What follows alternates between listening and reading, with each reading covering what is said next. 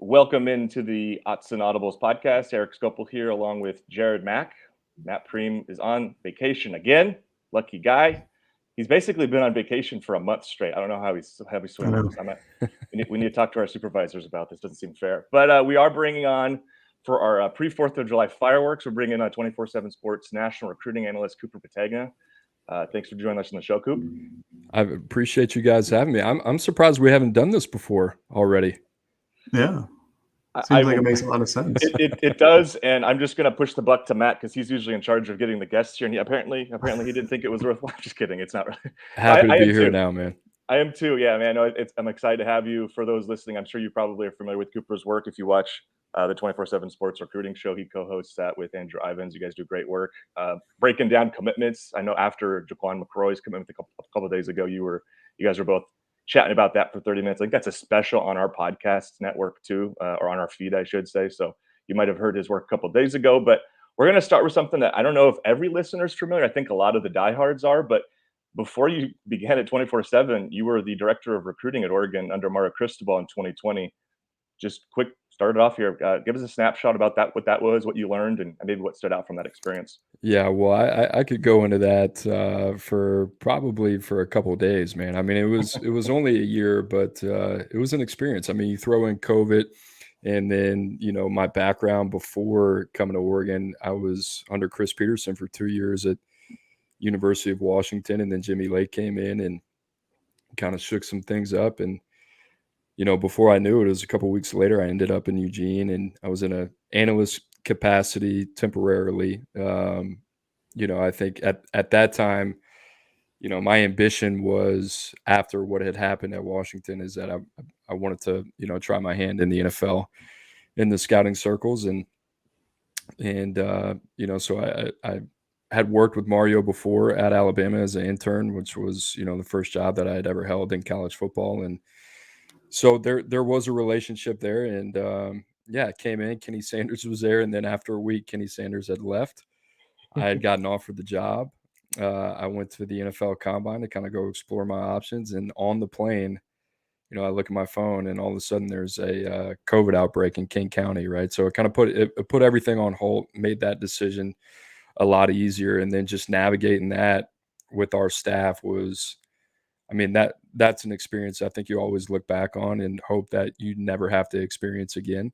But it makes you better in the long run. And that was certainly, you look back on that 21 class, and it's, a lot of those guys has transferred out, but pretty proud of the work that we got to do in a short amount of time. Cooper, want to say thanks again for coming on the pod. Dig the vinyls in the background. I always love a good little music guy. I just wanted to ask like another little personal piece for the listeners who maybe don't know it. Just what was the transition like from working for Mario, working for Oregon, working in college football to now, going to 24/7 Sports and holding that national recruiting analyst role for the last couple of years? It's been pretty fascinating. I mean, it's funny because I signed on July 19th, 2 years ago, almost 2 years ago, right?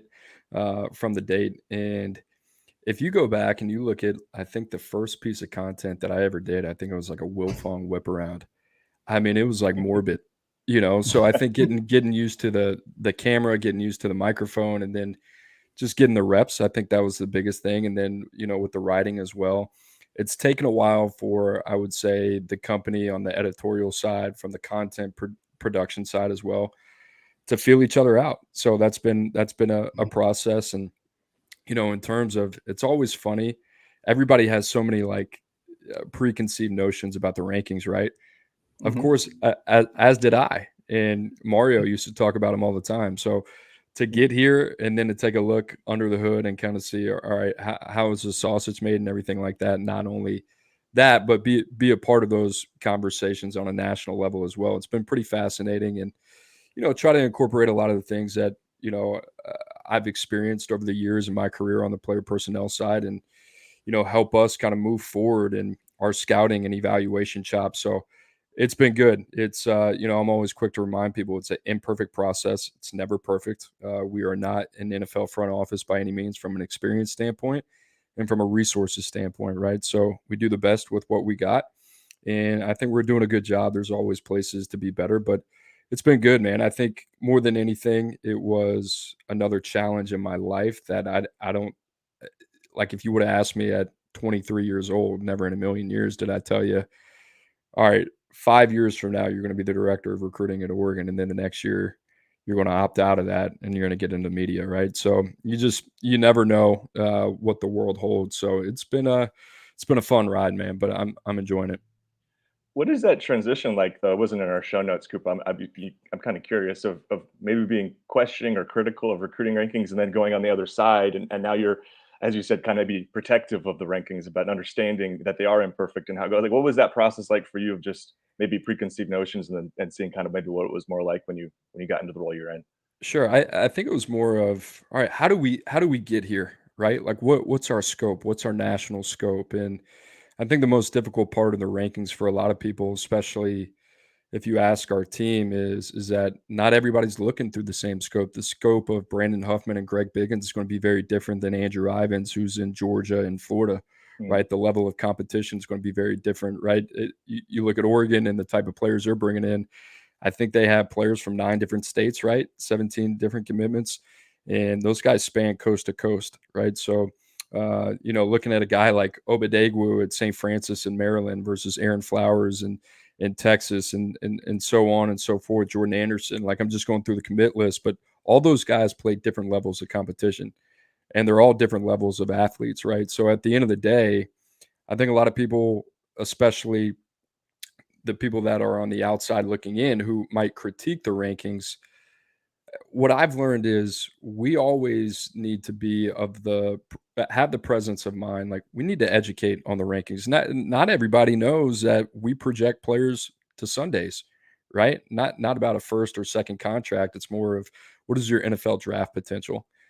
So when you do that with 16, 17-year olds, you're going to be more inclined to evaluate the athlete more than you are the player, mm, right? Because there's 3 to 4 years of physical growth and maturation on and off the field that is yet to take place, that factors into this process. So I get calls from schools all the time, guys that I used to work with at, places that are at the tippy top, and say, "Hey, we don't see it the way you do."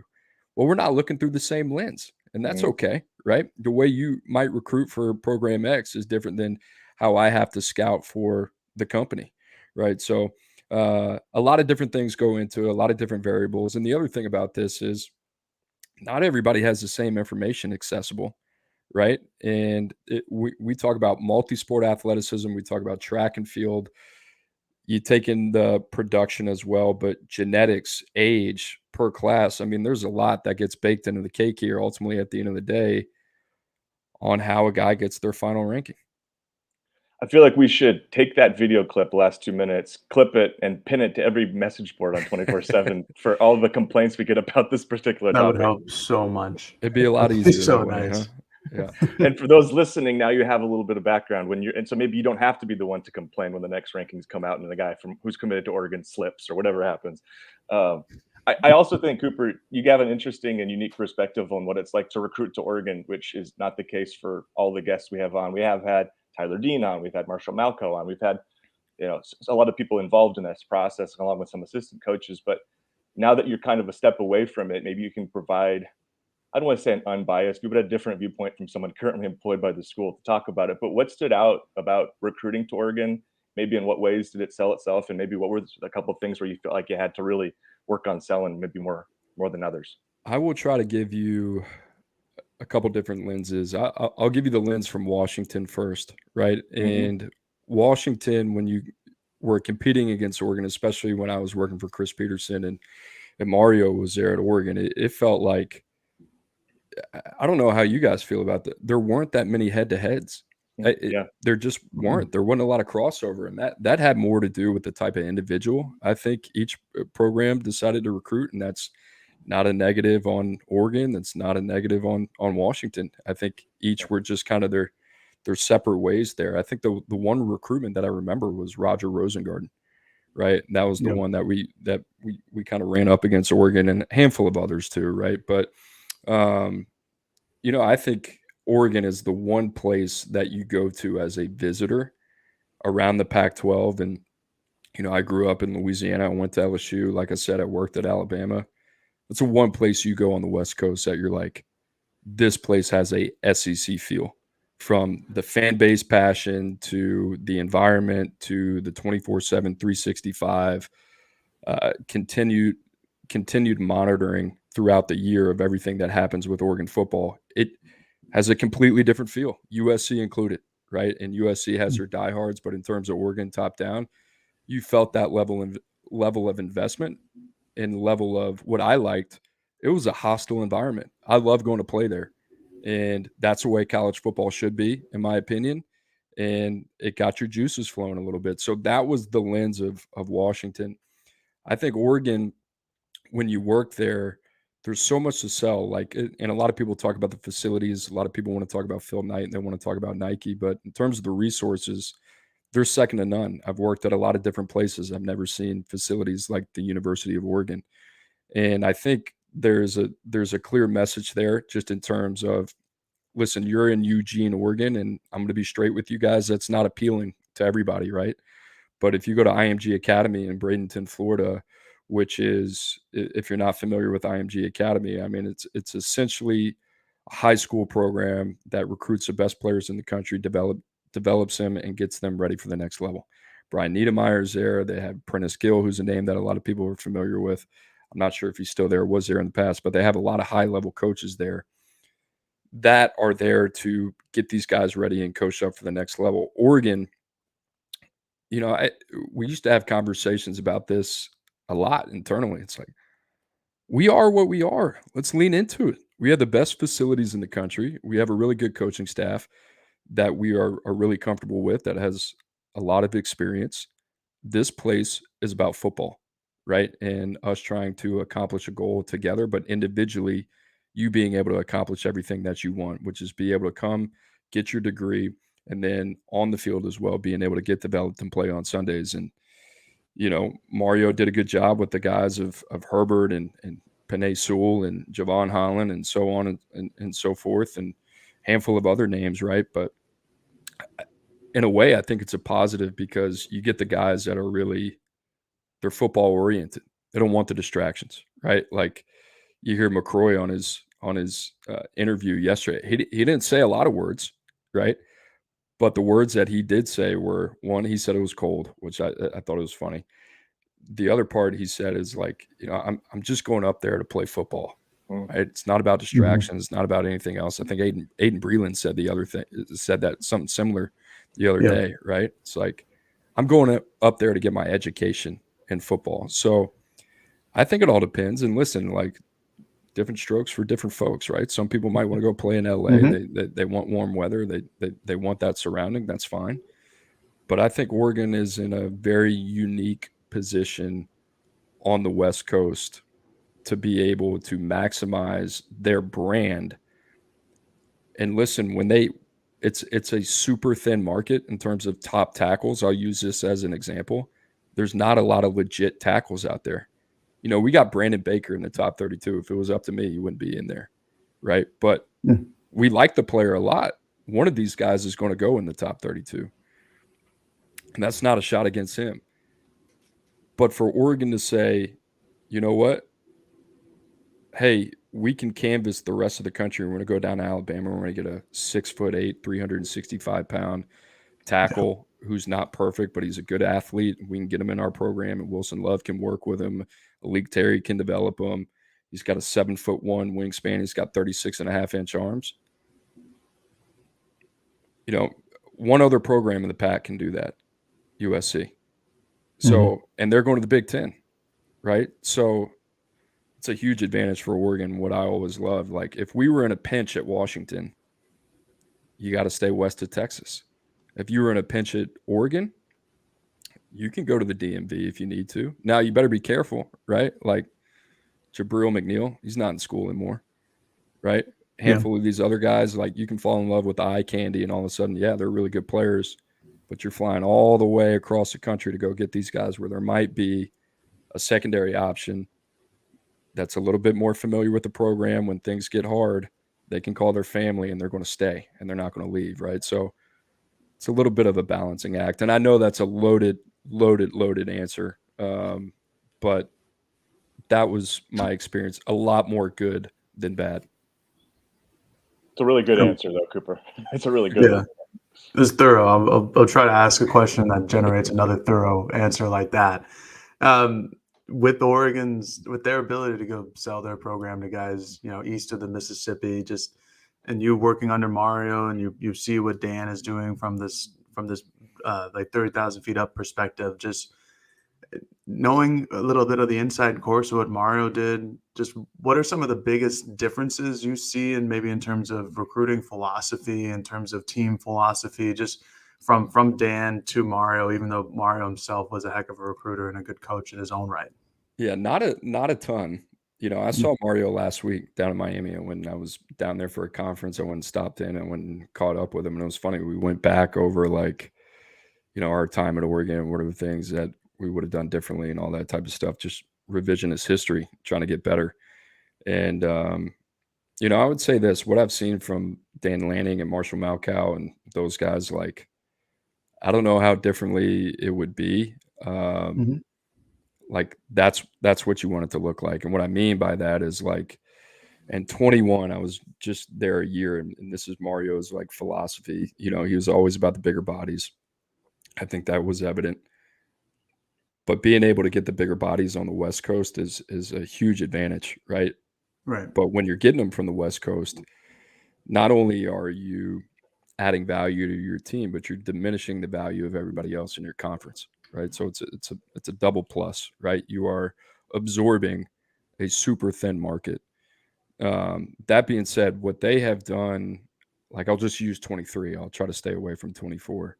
I love what they did in 23. I was a huge fan, and I'll get in the transfer portal here in a second. But like from a national standpoint, 10 guys in California, 6 in Texas. If I could go back, I wish we were more involved in Texas than we were. I thought Right.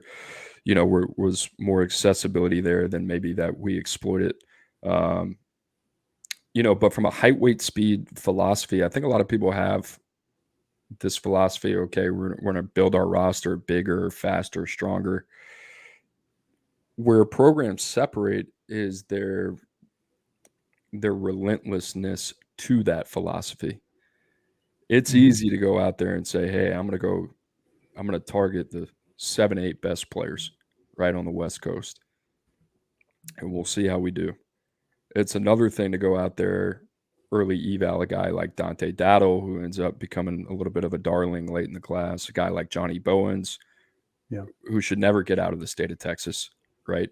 Um, and you look at a lot of different positions. Tyler Turner, that was a really good pickup, right? You look at guys, and especially what they did on the defensive line. I don't know who's building like that consistently, right? So if you do that over 2 to 3 cycles, where all of a sudden, even if what you're doing is you're maximizing your hit rate and you're minimizing your misses, because even in the Pac-12, if you have a functional athlete that maybe doesn't develop into the type of player that you think he's going to be, but from a height, weight, speed standpoint, he can give you depth. That's still a plus, right? So I'm a huge fan of what they did in 23. And then, you think about some of the things that they did transfer portal wise, like, you know, Gary Bryant is a huge fan of, Tasheem Johnson, Jordan Birch. I mean, these are guys that, for whatever reason, are back on the market. They're looking for a fresh start. And out west just kind of seems to be the place to go to kind of isolate yourself. And like I mentioned earlier, just focus on what's important, right? And if I'm Dan Lanning, the biggest thing I'm saying is like, listen, I know I'm not there now, but Georgia had 25 players drafted over the last 2 years. That's more than any other program in college football history. I was a part of that, Mhm. right? And 5 of those players 2 years ago were all defensive players, and they were all drafted in the first round. Another record. He's got a lot to go on, man. So, you know, for him, keep the main thing the main thing. Miss smart. That would be Mhm. my advice. But like he's got some really smart people in the building. Y'all mentioned like Marshall Malkow. Marshall Malkow has been doing this for a long time. You know, he's still relatively young, but he's been at Alabama, he's been at Georgia, he's been at Texas A&M. You look at all those places, they've been in really good position, especially talent, right? Like we did the Bud Elliott did the blue chip ratio there, and you go look at those programs, you're all where you want to be. So no, in terms of Dan Lanning doing anything different than what he's already done, no, not much. I think he's on the right course. I think these guys are on the right course. You know, the only thing for me that I'm a huge proponent in Dante Moore. If they would have got that one done, I think I would have been over the moon. I think that guy would have been the starter to a vehicle that is built to play for a college football playoff and contend. So I can assure you, Coop, you're not alone. In right. a lot of people in Eugene, I think, feel very similar about that whole Dante Mhm. Moore situation. But it kind of played out the way it did. And Austin Novosad was, I think, a pretty darn good rebound in terms of just getting somebody to fill in there. So we're going to take a quick break. When we come back, we've got more interview with Cooper Petagna, national recruiting analyst for 24/7 Sports. And we're back. All right, Cooper, I was debating on what type of question to ask you here. I wanted it to be NIL focused. I don't know if I wanted to go Division Street and specifically Oregon, or just kind of like an overarching, like how important is this to recruiting? I think I've kind of decided that I want to ask the overarching question. And for you, in the last couple of years, as a national recruiting analyst for 24/7 and the rise of NIL, just where have you seen this take recruits? Just how important is it? Or is it more of like a person to person basis? Is it what programs are really hinging their potential recruits on, like in their ability to get these guys committed? Just where have you seen NIL just completely change the recruiting landscape? Well, I'll say this. You know, I've had some unique insight this offseason. It's bigger than I thought it was. I'll say that. I thought maybe it was just kind of case by case. I mean, it's controlling the narrative out there. I mean, it's very real. It's very legit. Um, More than likely, if there's a player that's being recruited, and like even, I mean, this is happening at the group of 5 level too, right? Um, it's legit, you know, and I think it's coast to coast, and I think we're seeing it kind of run rampant. And if you're not involved, you're being left behind, right? I think there's different ways to go about it, but NIL is so fascinating right now. You look at some of the states, state legislation wise. You look at Texas, what they're doing, and I think they came out with an announcement 2 weeks ago, basically implying that the NCAA would have no autonomy in enforcing their bylaws, right? With their programs there, and then you have Texas A&M, Arkansas going internal with their third party collective. So like the 12th man basically is, you know, a fundraising arm, right, for Texas A&M. So it's crazy. And I think the NCAA, a lot of people don't notice this, but they got a new president in March, right? He used to be the former governor of the state of Massachusetts, right? So I guess he wanted a new challenge. He certainly got himself one. But it's hard. I don't. It seems to me the genie is out of the bottle, right? So I don't know Yeah. how you really put it back in, and then all of a sudden, you know, you kind of want to, in terms of market value. I don't even know where you go with those conversations. So to me, at least the conversations that I've had behind the scenes, I think more. And let me preface it this way: more with the players that are already in college. So when it comes via the transfer portal, Mhm. I think that's where you're seeing the majority of the activity. That being said, you know, what people want to call pay for play and, you know, proactive recruiting, I think it comes into it, but I think that's a little bit more situational, right? I think it's more about talent retainment and then talent acquisition via the portal. And then there's specifically going to be a handful of, deals out there for guys that are maybe potentially ranked in the top 250 or, guys at premium positions. Yeah, it's a unique thing where there is obviously value to seeing players prove themselves in college football before you quote unquote hand out the bag. So it makes sense that the portal is where a lot of that is going. I know I said that like such an old guy, but it makes sense. And I guess I'm curious from your perspective of, because I guess this, I'm trying to think of the timeline of when you were at Oregon and where NIL was at the time. But what kind of conversations, I guess, were you guys having about? I'm not even going to get into strategy because I'm going to get you guys in trouble. But just like how prevalent was it as kind of a shifting part of the sport when you were even working at a school like Oregon? Like what kind of conversations were you guys having about it? I wonder. We knew it was coming, but nobody had any idea. Like, here's the thing, like, we're football people, right? Yeah. I mean, this has to do with dollars and cents. I mean, a lot of this stuff, no pun intended. I mean, it's above our pay grade, right? So when you start asking a director of recruiting who's getting paid X amount of money, and a head coach, even if they're making you know, a very solid salary, it's like, I've never worked in this. I have no idea what it looks like. Mhm. Every state is different, right? You start to get in a conversation where this is like nothing we've ever seen before, and it's outside our realm of expertise. So I think we try to do what we could to say, hey, listen, we know you're going to have a lot of questions about NIL and your name, image, and likeness, and potentially your earning power. We'll do the best we can when you get here. And I think at that point, everybody else was in the same boat. It was completely reactionary.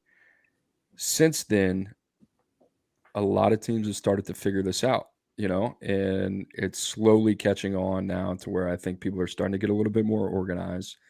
They Mhm. understand the ins and outs. But now you got the IRS involved, right? Like, there's a lot of stuff going on, and how people are going to navigate this. Every state is different. The NCAA is still trying to get their house in order in terms of how they're going to enforce rules. So it's the wild, wild west. And I can tell you this: the money that is being thrown around, especially in the transfer market, it's like it's a lot more than you think, right? Like Yeah. it's not like, oh, Yeah. here's a couple $1,000s here, it's a couple thousand. It's like, no, it's legit money, right? For a year or two, whatever it is. So the whole thing's been super fascinating to watch, and in a lot of ways, honestly, Eric and Jared, I'm happy I'm here talking to you guys and not inside a building trying to figure it out, because imagine doing everything right when it comes to recruiting, like traditional recruiting.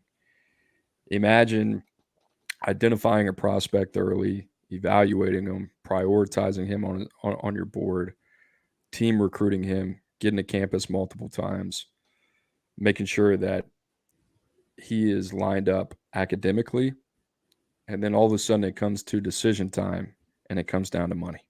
Mm. Yeah. All the other stuff doesn't even matter, right? And it's the exception of the rule now, in my opinion, is the guys out there that are like, you know what? The money will always be there. The money will not always be there. So the money is a huge, huge piece of the process for a lot of these guys. And like I said, I think more collegiately than at the high school level, but it's certainly from our side of the fence, it's difficult to kind of evaluate. It's like, well, hey, great job by this position coach. He got his third, 4-star receiver. It's like, oh, is he a good recruiter, or I have no idea, right? Like, I don't know. I've had the same thought. I often kind of, in terms of looking for content, aggregate the recruiting rankings for the Pac-12 or whatever the conferences are, and just to kind of put it out there. I do at times go, is that guy a good recruiter, or does he just have a little extra money he can toss in some pockets that finalize these deals? And obviously, you have to establish some relationships. So I don't want to be too reductive, but it's questions you have to ask at this point, which is weird. It almost feels like you just have to check the boxes in terms of the recruitment, right? Like everything I just previously mentioned. Like, okay, like show me that you care, show me that you're invested, show me that you're going to develop me. And then at the end of the day, okay, great. Now you can have a seat at the table, but ultimately at the end of the day, it's going to come down to dollars and cents, right? So crazy world we're living in. Do you think that there's just going to be a natural like course correction for NIL, like where the investment into these players just doesn't meet that money, or is it going to be like an outside source like the IRS coming in, or Charlie Baker, the great Charlie Baker, coming in and establishing some new NIL rules? Right. I think it's going to be a course correction. Here's the biggest advantage that the players have right now, in my opinion. None of these programs have no idea what the other programs are bidding. Imagine just blind bidding for a player. All right, so let's take Jaden Rashada, for example. Nico Imailieva, number 2 ranked player for us last year. Supposedly, I'm just throwing out some vague numbers, right? But the numbers that I heard. $8 million over 4 years, right? Something of the sorts. I could be wrong. Rashada's deal was rumored to be anywhere from like 11.5 to 13 million. Rashada is the oldest quarterback in the top 247. He had the highest interception rate of any quarterback in the top 247. And listen, if that's Florida's guy, if that's Miami's guy, okay. But the number 2 quarterback in the country just set the market at 8 mil. Where are we getting the $5 million discrepancy from? Yeah. So to me, there's so many, we're just throwing things at the wall. There's a lot of blind navigating here. And then the other part of this is like, I'll use Florida as an example. Is Billy Napier in on that conversation, or is that just the Florida collective saying, hey, we'll just get done whatever we need to get done? Because if I was Billy Napier and I'm saying, hold on, Tennessee quarterback just set the market at 8. Can we get this guy 4 over 4? That leaves us $9 million to go out there and build up the rest of the roster. Right. And now you're kind of looking at it like a salary cap, right? It's a little bit different. Right. So I think that's where it'll come in. But the only way that happens is if there's a national registry for these transactions. So every NIL deal that is to be reported, not marketing deal, but transactional deal, that has to be in a national registry. And I don't think it would be so like Oregon sign X player for X amount of money. I think it would be Pac-12 program, sign X player for X amount of money. That way it kind of leaves it a little bit to be anonymous, but then you start to have a better feel for positional value. I think the hardest part for a lot of these coaches and a lot of these administrators out there is like, wait, how much is a top tackle going for? And then you got a street agent saying, well, the top tackle is going for this. I'd be like, hell no, absolutely not. No, he isn't. Who are you? What are you talking about? Right? So you have a lot of people that I think are just completely uneducated, smartly trying to take advantage of a system that has zero regulation around it. So that's where we are. That's what we got. Seems to me like transparency is kind of the issue here, and that the fact that there is none. And I think your point to some sort of national registry, that makes a ton of sense. I think everybody would benefit from transparency. The fan base of the schools would benefit, so they actually knew what was being offered, and it might eliminate some of the fun banter because every recruit, every fan base wants to say, well, we didn't get that guy because this school paid him X. Well, now we actually know what was paid. And, right. and then the coaching staffs, as you said, could actually know, or the NIL collectives could actually set the market properly. For the recruits, it's probably good to know what everybody else is getting paid as well. So it seems like that would make a ton of sense, but because it makes so much sense, it's probably not something that'll ever come into place, unfortunately. Yeah, that's exactly right. Yeah. We're gonna wrap it there, Cooper. We spent the last half running off on some NIL stuff because I thought it got fun, but we'll have to have you back on, run through some more player evaluations. That was the reason we wanted to have you on to start with, but I can squeeze in one. Who do we want to hear about? Want to hear about the big boy? let's do the big boy. Let's do Yeah. LaCroix. Go Let's finish LaCroix. there. Well, all right. So, like I said earlier, I mean, the biggest thing with him is like you got to get excited about the size 6'8, 365 pounds. And I will say this, I mean, there was probably a time last year I got to see him week 2 at Clay Chalkville when they played Briarwood. Christopher Vizina, top 247 quarterback who ended up signing with Clemson. He was probably closer to probably 380, 390 at the time, and he moved pretty well. We saw him in February at Atlanta at the Under Armour Combine. That's when he weighed in around 365. He had trimmed down considerably, and I think he's like an above average athlete. I don't know if he's a good athlete, but he's an above average athlete. And Andrew and I really talked about this. You just need him to be an above average athlete because the feet and the body quickness are good enough, and the wingspan is 7 foot plus, and the arms are 36 and a half, which are elite, right? When you start kind of stacking that up to some of the top players in the NFL at that position. But that radius, right, in terms of the tackle position, that area that he has to cover, he is very difficult to get around, right? And then on top of that, he's an immovable object. There's not a lot of guys that have the ability to go speed to power, move a 365-pound human being off the point of attack. So that's what we like about him. I don't foresee him being – I think he could play guard. I just don't see that happening unless Oregon's got a really, really good situation there, right? And I know they got Connerly. I'm trying to think who the other guy would be. But, you know, he is a guy that wants to play early. I think he could play either side, right tackle, left tackle, depending on the scheme. And, you know, the comparisons we have for him are DeJuan Jones, who I believe won the 4th round of Cleveland Browns, played for Ohio State last year, and then Orlando Brown, right? Who plays who played for the Kansas City Chiefs. I believe he got cut, won the Super Bowl, played at Oklahoma, but was another bad body that got it together at OU.